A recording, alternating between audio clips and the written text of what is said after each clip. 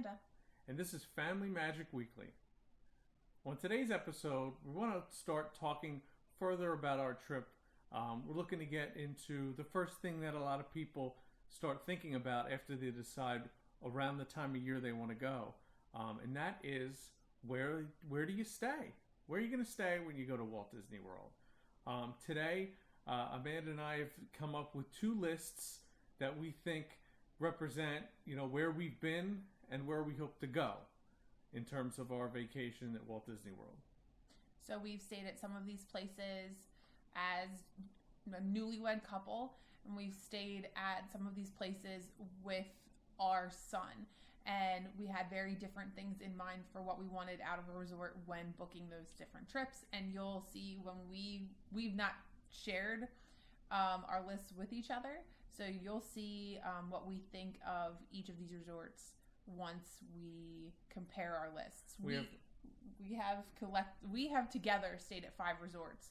So we are going to be ranking them our least favorite to our favorite. And I have a feeling our lists are different.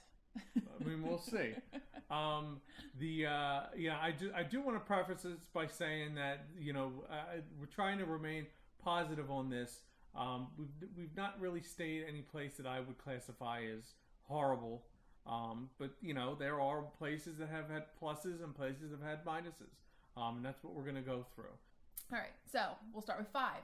So you want to go first? You go first. All right, so 5 for me is Port Orleans Riverside. I know a lot of people absolutely love this and consider it their favorite resort. It was the first resort that Chris stayed with, me and Disney. So the atmosphere is awesome. I loved it. The wrought iron of the resorts. It's a very beautiful resort. A lot of pools that were family friendly. We didn't use them. We are not good at using the pools. The campus style, I know Chris is not a huge fan of. I don't really mind it. However, it was huge. We were very far away from the main house. And when we checked in late, because we flew in early in the morning, dropped our bags, went to a park, and then checked in after a day at the parks. No, we checked in that day. We checked in the morning, then went to the parks. What happened was we came back from the parks and our room key didn't work when we got to our room, so we had to go back and wait in the check-in line. So we were so tired. Twice. We were hoping that there was like a monorail to get from our room to the main house. So that kind of spoiled me from Riverside. The rooms were nice though. The rooms were very nice. But it also wasn't walking distance to anything else, like a lot of resorts on our list are. So, what's your 5? My 5th, which in a way piggybacks off of what Amanda's talking about, is Saratoga Springs. What I like about Saratoga Springs is you have a nice location in terms of if you want to go to downtown Disney or Disney Springs as it now is. If you would like to go to Disney Springs, it's a great place to stay. It's huge, gigantic. Luckily, there are a lot of bus stops, so they seem to do a good job of making you somewhere near a bus stop, no matter where you're staying. What I don't like about it is what Amanda was just talking about. I don't like necessarily the campus style resort. I'm kind of a person that when they're on vacation, I really like the idea of leaving your room out into a hallway and then down the hallway, down an elevator into the lobby. I really like the lobby atmosphere of a hotel. To me, it really, walking through the lobby of a hotel, kind of meandering around the lobby, makes me really feel like I'm on vacation. I kind of don't want to step out of my room into the hot sun. Or the pouring rain. Granted, Saratoga Springs does have a lobby area, a very nice lobby area, but you got to walk a great distance to get to it. And I also don't like to break a sweat before I walk into the lobby. I don't like. It's just not my favorite style of hotel. That being said, the rooms at Saratoga Springs for the villas, I guess you would call them, very good size, very big. They weren't necessarily the most updated, but again, that's why it comes in at number 5. Number 4. Number 4 for me is Saratoga Springs. Reasons, a lot of what Chris mentioned, but the reason it ranked higher than Riverside for me was because of its location to downtown, or Disney Springs. Sorry, I will not get used to that. We could just walk over the bridge and be near all the restaurants. We had dinner at Boathouse. Did we have it more than once? Maybe. We were there. We walked over to Disney Springs quite a bit. No, I think we only spent the when we stayed there, we only spent the one evening there. I thought the first day. Oh, maybe. Maybe we spent another. Maybe we walked over again. That trip was a blur. Yeah. So its location put it ahead of Riverside for me. Also, the fact that while it was the same campus layout, they did make it. Feel less like it because of all the bus stops. Like at Riverside, you were dropped at the lobby and you had to walk to wherever your room was, at least for us. Whereas Saratoga Springs, there were 5 bus stops. And so when we got off the bus, we were close to our room, and we were also very close to a pool, which I actually took advantage of. On that trip, I was 25 weeks pregnant? Was it 25? Somewhere around there. So there was a day where William What did it feel like? felt like 45. There was actually a day that William asked to go back and take a nap. So these two took a nap, and I went and just laid in the pool, and it was glorious. Yeah. I did like the restaurants at Saratoga Springs too. What? Yes. No? We didn't eat at Saratoga Springs. We had reservations and we canceled them, didn't we? Yeah, but you liked it? In my head, I liked it. My number 4 is Port Orleans Riverside. As Amanda went over, it is a campus-style place. What puts it over Saratoga Springs for me is just the atmosphere.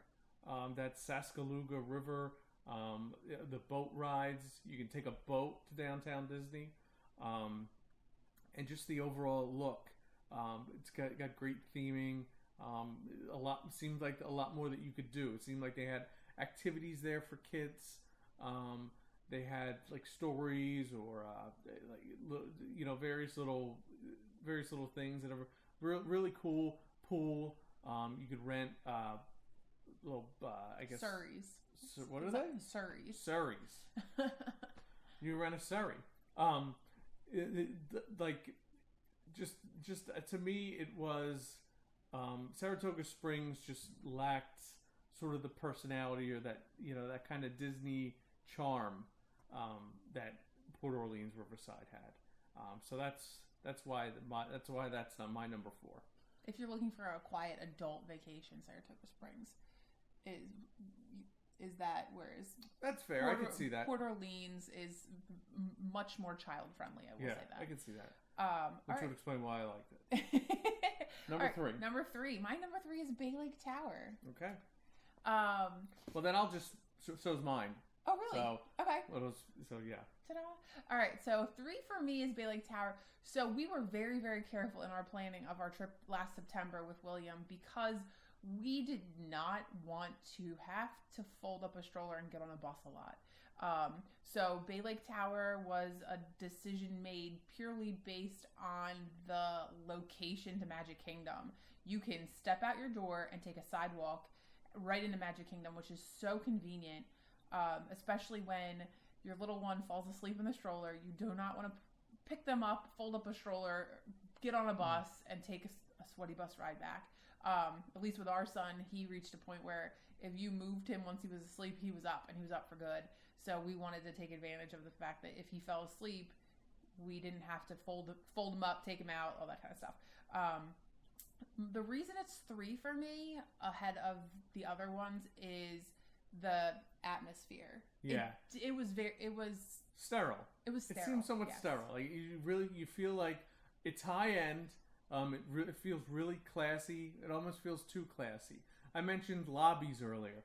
There's a lobby there, but it's quiet. It's very quiet. You almost feel like you're walking into a high-rise apartment. Yes. Not a lot of places. A couple places to sit down. Really nothing going on in the lobby. They share their amenities with Contemporary. So anytime you want to grab something to eat, or anytime you really need any sort of guest services, although they do have a desk, they do have a check-in, they have a guest services desk, but also not always staffed. It's like if you have to leave your hotel room late in the evening, or you're coming in late, there might be one person in there. Really feels like that person's acting more security than someone that's there to help you. However, beautiful. The views are fantastic. The rooms are beautiful also. You really can't stress the location enough. Right. I think back in the day when it was just the Contemporary Hotel, you had the Monorail, and everyone took the Monorail. Everyone took the Monorail, and you that's the way you went into the parks. So you think you really could only, I believe when the parks opened 45 years ago today the day we're filming this, the Monorail was only for people that had a park ticket and people staying at the Contemporary. No one else, it wasn't for anyone else, or they had to pay extra. I forget which. Nowadays, anyone can ride it, but you don't need to even be staying anywhere. So the Monorail is very much a ride. It's a lot more of a hassle to get to the parks from the Contemporary on the Monorail. If you got a bunch of kids and you have a lot of strollers, sometimes you could be waiting there 1 or 2 or 3, even 3 passes of the Monorail before you actually get one that can take you over to the park. So Bay Lake Tower is so close. You really can't stress enough how important that is. And we utilized that location. We considered it because that trip we did a split stay, and we'll talk about that. We did a split stay, and we made sure that the portion of the trip that we were staying at Bay Lake Tower was one where we were going to be going to Mickey's Not So Scary Halloween Party. So we'd be coming back late at night, and there would be a lot of crowds leaving at the same time. So we wanted to be able, and we had the convenience of, like, William got tired, he got bored, my sister and I wanted to stay at the party, and we were just able to split up and easily walk back on our own without having to sit and wait 20 minutes for a bus or wait for a monorail. So yeah, the convenience of the location, it's definitely a resort to consider if you have a small child in a stroller, but not old enough that they're going to want to do, like, the fun, like, animated type resorts with, the fun piano pools and things that Disney offers. Yeah. As far as the lounge is also nice on the top. Yeah. So moving on to number 2. What is your number 2? My number 2 is Beach Club. Okay. So Beach Club, just like Bay Lake Tower, top end of the list because of its location. Beach Club actually is within walking distance to more than one of the parks, which is great. Beach Club, we could just walk into Epcot, which was great. Because we had a child of the age where he would nap in his stroller, we took advantage of the going around the world with that back entrance. You can also walk there. I don't think a lot of people know it, but there's a sidewalk that you can walk from any of the boardwalk area resorts. You can walk over to Hollywood Studios. You can also take a boat ride into Epcot or to Hollywood Studios. So we liked the fact that we had the option of walking or taking a boat. Neither one required folding up a stroller, sticking it on a bus. So that was the trip that we did a split stay. The first half of the stay, we stayed in a studio at Beach Club and took advantage of the location there. And then the second half, we when my sister joined us, we needed a bigger room. We went into a 1-bedroom at Bay Lake Tower.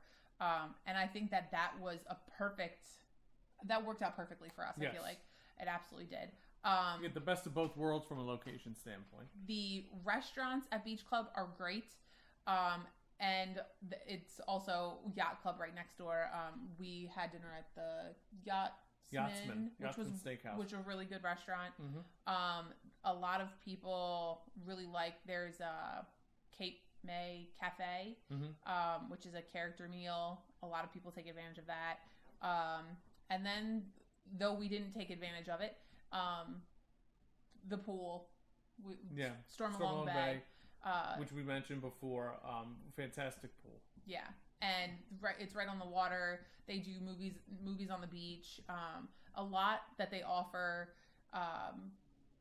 It was just a beautiful resort. So my number 2 is Animal Kingdom Lodge, Jumbo House. You also have Kidani Village, which is where the Disney Vacation Club villas are.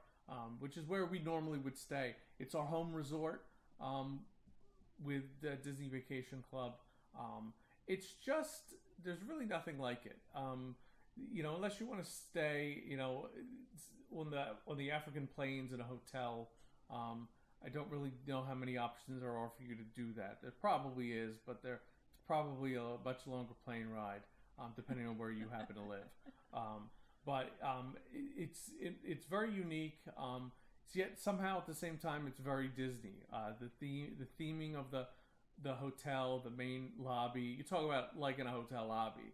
It's a beautiful hotel lobby. Might even be nicer than the Wilderness Lodge.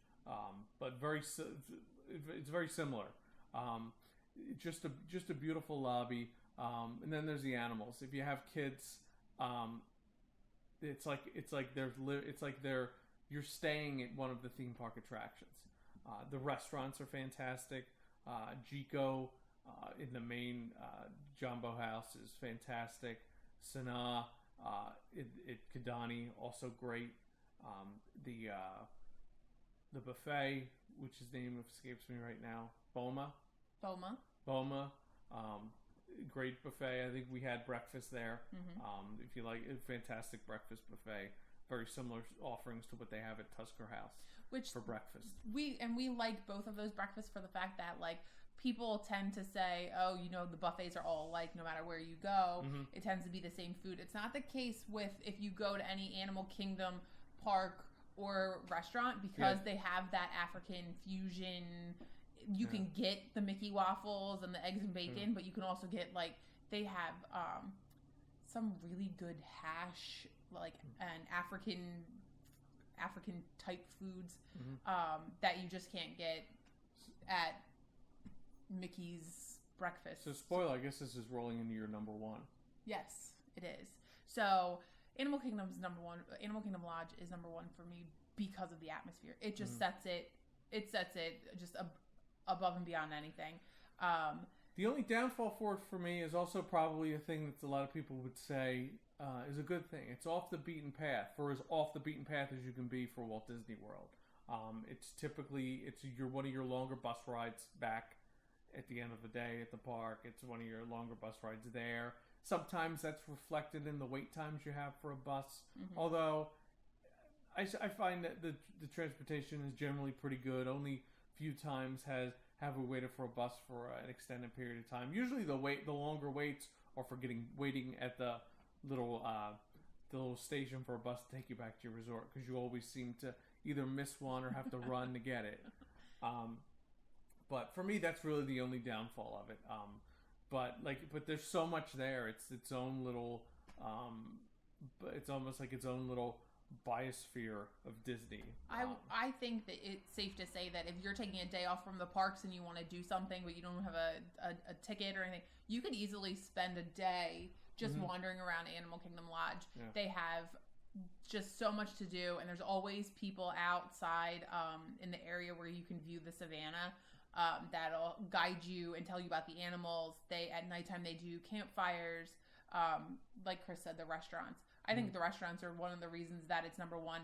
Like, we always find, even when we're not staying there, we find ourselves there for a meal. Absolutely. It's not so far away that you don't want to go there to eat, that's for sure. Yeah, even if you're not staying there, I recommend trying to find your way to get there. Obviously, if you're in a car, if you have car transportation, it's a lot easier. But you can visit any of these resorts if you're not staying there, even though they're gated. That deters a lot of people. You can just say, like, I just want to, I'm considering staying here next visit. I want to see it, or I want to go to the gift shop. I think I did that once. I was trying to track down a pin, and I ended up at a resort I'd never been to. And I was like, I just want a pin that's in the gift shop, and they let me right in. So it's just a phenomenal resort, and the view. Like, I think the first time we stayed there, I might have spent 3 hours on our balcony with a camera and a glass of wine, just taking pictures of the animals. I think that when it comes to the type of room that you can get, a lot of the different resorts, they have the categories of the views, and it doesn't really matter to me. Usually we go with the least expensive, the standard view, because we'd rather stay for more days. But with Animal Kingdom, I feel like Savannah View is a must for us, because the view is just something you can't get anywhere else. And to me, it's worth the price difference. Now that leads me to my number one, which was Amanda's number two, Beach Club. The Crescent Lake area, just outside Epcot, it's just phenomenal. It's almost like there's two main areas now. You have your Seven Seas Lagoon resort area, and then you have your Crescent Lake resort area. And then I guess you would have the resorts along the river and the Disney Springs area. But it's just so convenient. It's very, again, it's that feeling of walking out of your hotel room out through to the waterfront and then walking into Epcot. Now, aside from that, you have reasonable access, depending on how adventurous you are with your walking. You can also get to Hollywood Studios pretty promptly. There's also the boat, which takes you around. It takes you to the Swan, Dolphin, the Beach Club, Yacht Club, and Hollywood Studios, right? Right. Does it take you to Epcot? No. No, it doesn't. What, the boat? Yeah. Yes, it does. It takes you to, there's a dock right outside the entrance. Okay. Epcot, so it goes right under the bridge between Boardwalk and. Yeah, I mean, you can even just take the boat. It's I think round trip it takes about 45 minutes to an hour if you just want to go through the whole loop. You also have boats there. It's a very pretty ride. Yeah, you also have boats there you want to rent. Personally, I would say that of the two resorts, I like the look of the Yacht Club better, but they're very much twin resorts. And Beach Club, for my money, is you just can't beat the convenience. It's just such a great atmosphere staying there. And that and Animal Kingdom were very close, number one and number two. Right, and you were going back to what you were talking about with transportation. What a lot of people, when I'm talking to people about, friends ask my opinion about where they're going to stay, and they're in the same situation as us with a stroller, they don't want to get on a bus. Not a lot of people consider the fact that you can, if you're not trying to get to rope drop at Magic Kingdom, you can easily, if you have a park hopper, you can walk through Epcot and take the monorail to Transportation Center and get to Magic Kingdom without getting on a bus. And it's really not. We did it. It wasn't. I mean, it. Did we do that? Yes, we did. Oh. It's not as bad. See, it's not as bad as you think. I don't remember doing that. So, we are in the process of figuring out where we want to stay, if we want to try something new in 2018, or if we want to revisit what we've done in the past and has worked for us. Or if we want to split, if we want to do a little new and a little old. So if you have any experience with any of these places, have any experience with staying somewhere with small children and toddlers, any questions about places we've stayed at that we didn't, any issues about those places that we didn't cover, let us know. Yeah. We hope this helps you plan your trip, and I know it's just talking this out has helped us try to come up with ideas for where we want to stay, and we hope to be when the time comes to select a resort,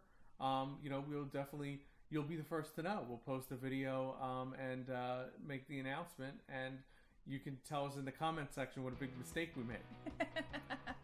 But that's it for this week's episode. So if you like what you saw, hit like, subscribe. You can find us on Facebook, Instagram, Twitter at Family Magic Weekly. Except for Twitter, they put a limit on us. It's Family Magic WKLY. And we hope to see you again. So we'll see you next week. And be careful. Bye. Bye.